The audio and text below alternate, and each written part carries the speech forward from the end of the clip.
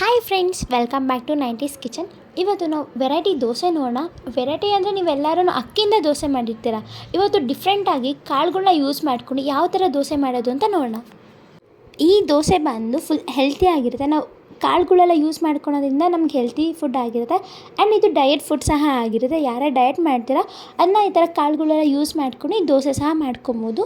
And ಮಕ್ಕಳಿಗಂತೂ ತುಂಬ ಇಷ್ಟ ಆಗುತ್ತೆ ಈ ಥರ ಡಿಫ್ರೆಂಟಾಗಿ ಕಾಳು ದೋಸೆ ಮಾಡೋದ್ರಿಂದ. ಈಗ ದೋಸೆ ಮಾಡೋಕ್ಕೆ ಏನೇನು ಇಂಗ್ರೀಡಿಯೆಂಟ್ಸ್ ಬೇಕು ಅಂತ ನೋಡೋಣ.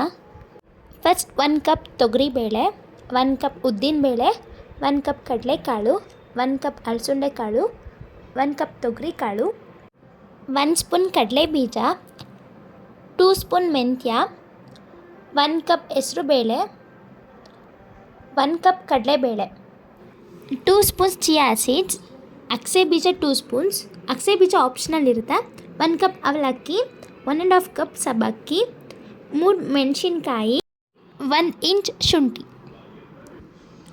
1 ಕಪ್ ಅಕ್ಕಿ. ಎಲ್ಲ ಕಾಳುಗಳು 8 ಅವರ್ಸ್ ನೆನೆಸ್ಕೊಬೇಕಾಗತ್ತೆ. ನೆನೆಸಾದ್ಮೇಲೆ ನೀವು ದೋಸೆ ಹೇಗೆ ರುಬ್ತೀರೋ ಆ ಥರ ಕನ್ಸಿಸ್ಟೆನ್ಸಲ್ಲಿ ಈ ಕಾಳುಗಳನ್ನೆಲ್ಲ ರುಬ್ಕೊಳ್ಳಿ. ರುಬ್ಬಿಟ್ಟಿರೋ ಹಿಟ್ಟಿಗೆ 1 ಸ್ಪೂನ್ ಉಪ್ಪು, ಅರ್ಧ ಸ್ಪೂನ್ ಸೋಡಾ ಹಾಕ್ಕೊಳ್ಳಿ. ಅದು ಫುಲ್ಲು ಸಹ ಉಪ್ಪು ಮತ್ತು ಸೋಡಾನ ಮಿಕ್ಸ್ ಮಾಡ್ಕೊಬೇಕಾದ್ರೆ ತಿರುಗಬೇಕಾಗತ್ತೆ ಸೋಟಲ್ಲಿ.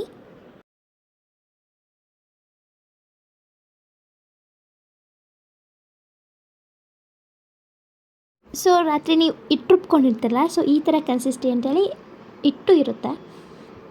ಸೊ ನೆಕ್ಸ್ಟ್ ನಾವು ದೋಸೆ ಮಾಡೋದು ನೋಡೋಣ.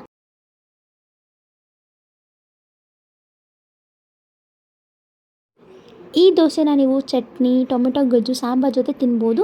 ಇದು ಡಯಟ್ ಫುಡ್ ಆಗಿರುತ್ತೆ. ನೀವು ಆಗಿನೂ ಸಹ ತಿನ್ಬೋದು ದೋಸೆನ. ಸೊ ನಿಮ್ಮ ಮನೇಲಿ ಮಿಕ್ಸ್ ಕಾಳು ದೋಸೆ ಮಾಡ್ಕೊಳ್ಳಿ. ಹೇಗಿತ್ತು ಅಂತ ನಮ್ಗೆ ಕಮೆಂಟ್ ಮಾಡಿ, ಶೇರ್ ಮಾಡಿ, ಲೈಕ್ ಮಾಡಿ, ಸಬ್ಸ್ಕ್ರೈಬ್ ಮಾಡಿ. ನೆಕ್ಸ್ಟ್ ವೀಡಿಯೋದಲ್ಲಿ ಇನ್ನೂ ಹೊಸ ನ್ಯೂ ವೀಡಿಯೋಸ್ ಬರುತ್ತೆ. Thank you.